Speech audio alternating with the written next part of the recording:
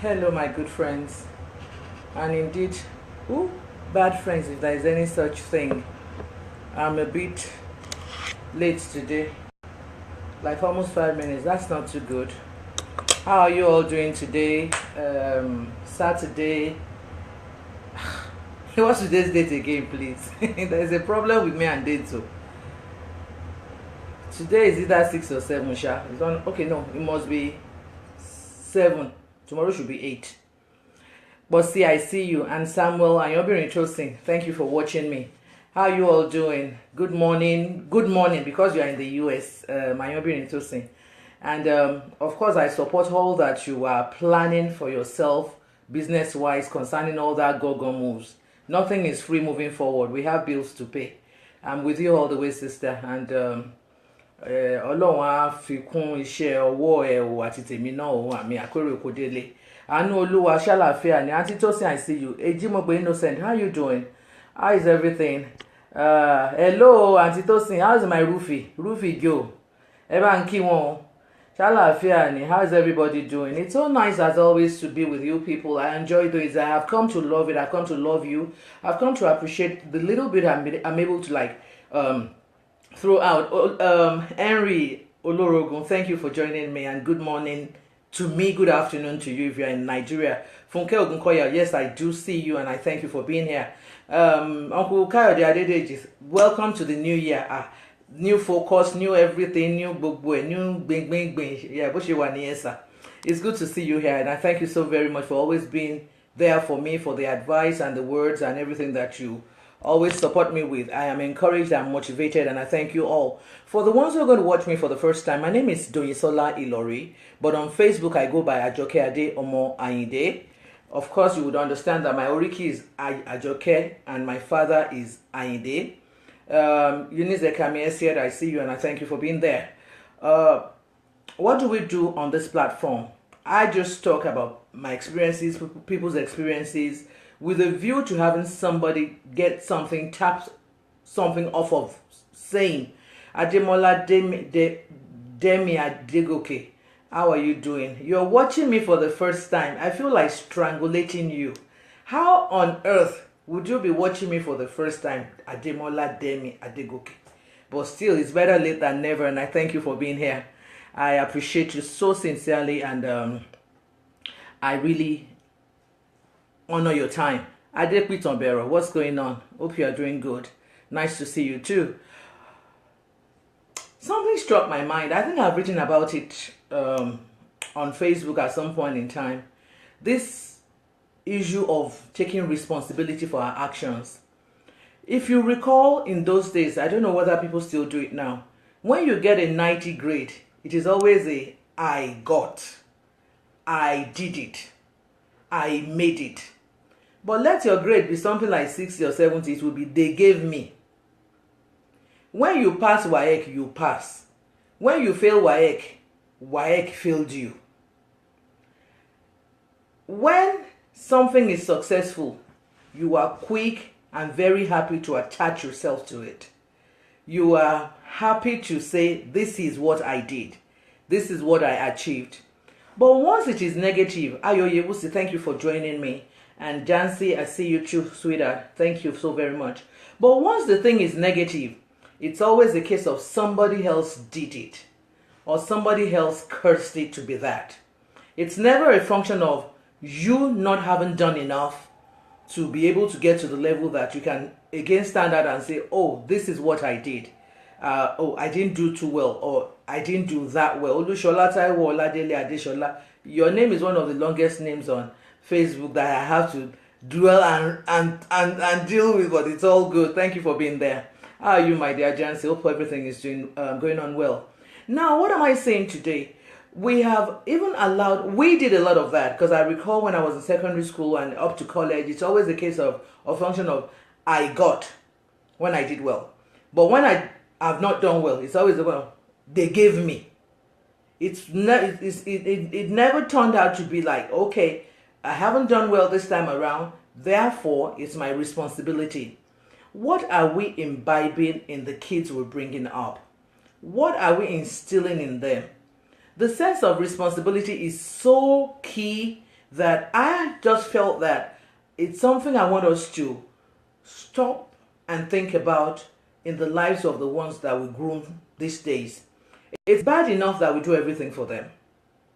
It's bad enough that some can barely, they can barely do anything for themselves, and that's the truth. Our kids have been so shielded that at any point in time, if we ever let them out of that cage, there probably will be problems. We have so shielded them from fight, from friends, from school,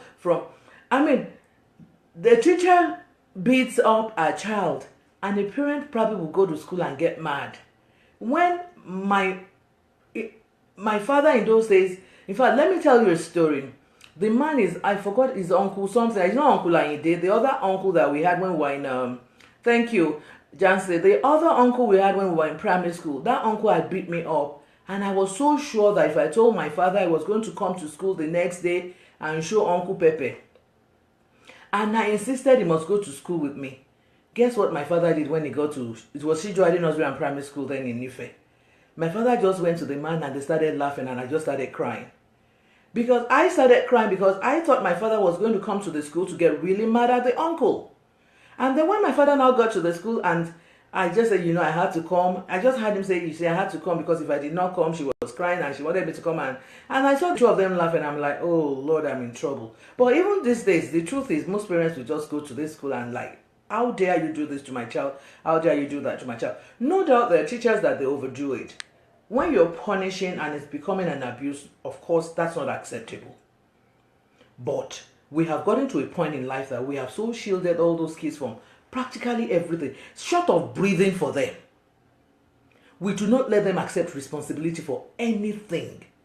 And what happens when we don't let them do that? By the time we don't have a choice. We can shield them all their school life and so on. But at the time we throw them out to society to go work, to go make money, to begin to live, that's when we now see the problems we have caused. Auntie Mokbe, how are you doing? Good to see you. Thank you for being here. That's when we see the problems we have caused in their lives, all their lives. Because we have so shielded them from everything and anything that at the time that they are now out there, you can't go to the bus to work for them. You can't, and then even when it comes to all these relationship things, they become, so to say, useless. They can't stand by themselves or for themselves. They can't think for or by themselves. Things now begin to go on. Now, not the people who do this, the educated class.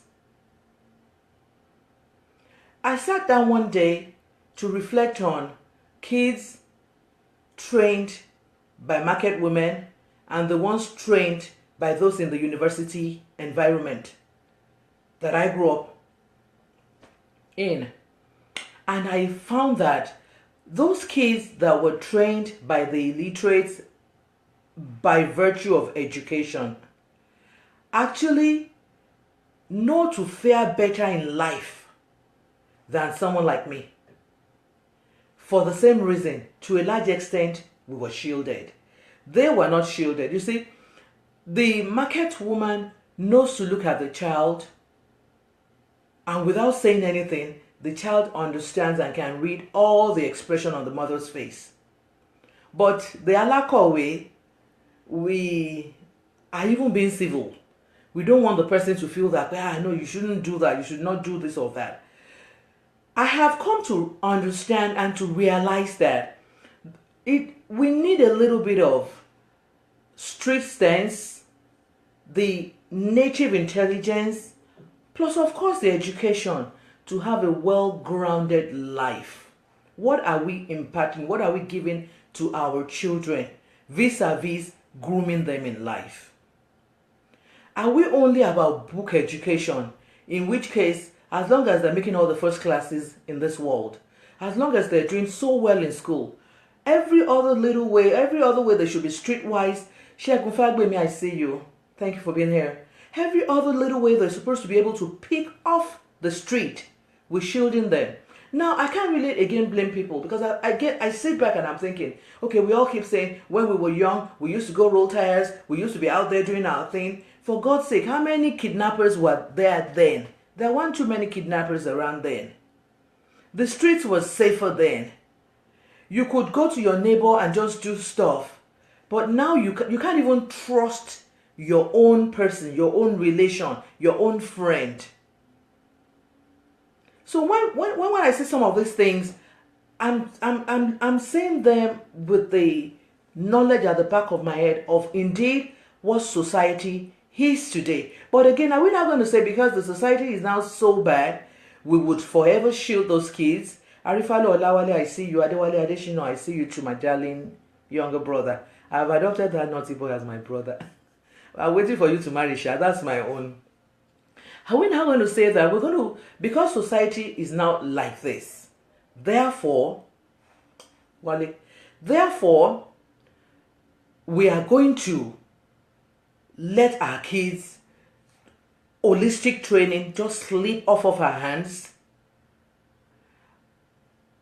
Jancy, you said at least parents should be able to bring up their kids in a bit of a ruggedy way to yes, that's basically what I'm saying. What's funny, Wale? I'm hoping and expecting that parents will begin to release these kids a little bit. Best born, I see you. Release them a little bit to society. Because the way we have shielded and we're shielding them is not helping their situation. Now they have this huge sense of entitlement. Your child that really should not even be thinking of more than a $20 shoe will tell you, I can't even put that on because it has to be 100 and something. And then you look at yourself and you say, even you are not buying that for yourself. Now, what's that stress or what's the stress?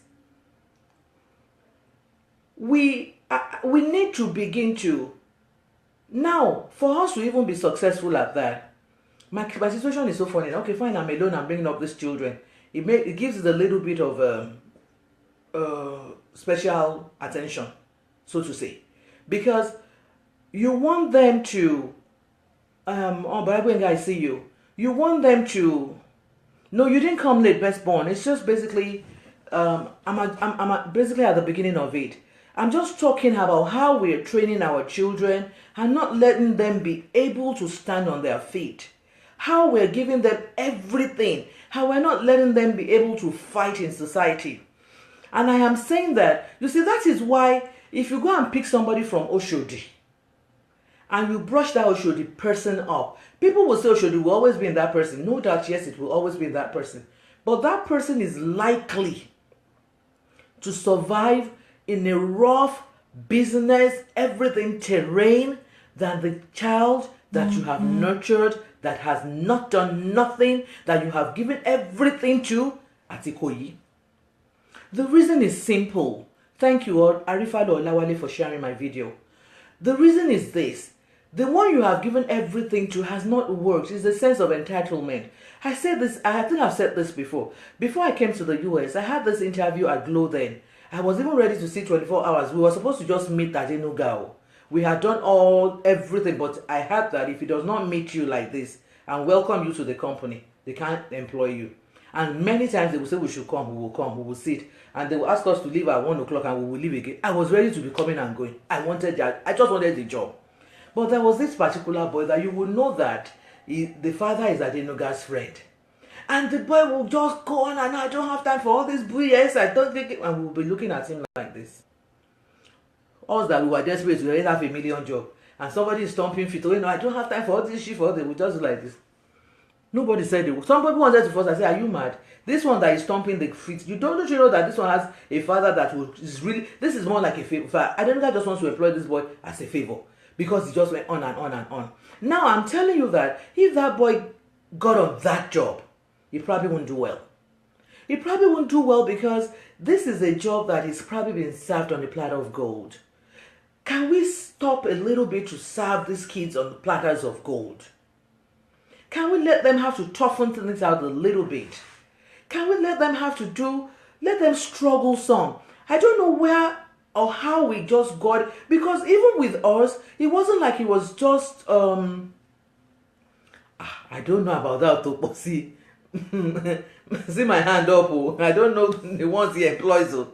Anyway, Papi, I see you. Oh, and Shegun Bishop, I see you. I just feel that we are giving them way too much than we should be giving them. We are not letting them prepare for life. We are not letting them prepare for the realities of the world. We are just giving everything on a platter of gold. Of recent, I had to hold back deliberately because I felt that I was going a little bit overboard with my children. And I was going overboard because I recognized the fact that their dad wasn't around. And because their dad wasn't around, they could almost get away with anything. So I just sat back one day and I said to myself, Tony, you're not helping these kids. Everything they want, they were getting. And I was working like I was going to die. 7 days a week I'm working. And I'm working, I'm just doing everything. Just because I feel that, oh, my kids must have this. Oh, my kids must do that. But I just sat back myself. Nobody taught me this. I just noticed that they now had that sense of entitlement. If my girl says, Mom, let's go get Chinese, and I say, I'm sorry, I can't drive, she gets mad. She stomps around the house and then she goes with a frown, and I'm like, why not? She me see my shaking in Dubai. And I said, you know what, I'm sorry. I'm not even doing Chinese again. Because I discovered that, because I thought that I wanted them to have a good life, I didn't want them to miss that completely. But I discovered that in me trying to want to do that, I was also getting myself into trouble and not training them right. I was now beginning to let them have more than they deserved, more than they worked for. How do I mean? They won't clean the house, and I will still go and buy things for them. And then I will now be complaining, why did I have to buy? Why didn't I make them clean the house first and then let them earn? But because I felt that, okay, it was my responsibility to do, I recognized that. I recognized and I realized that I was responsible for that act. It was like I was encouraged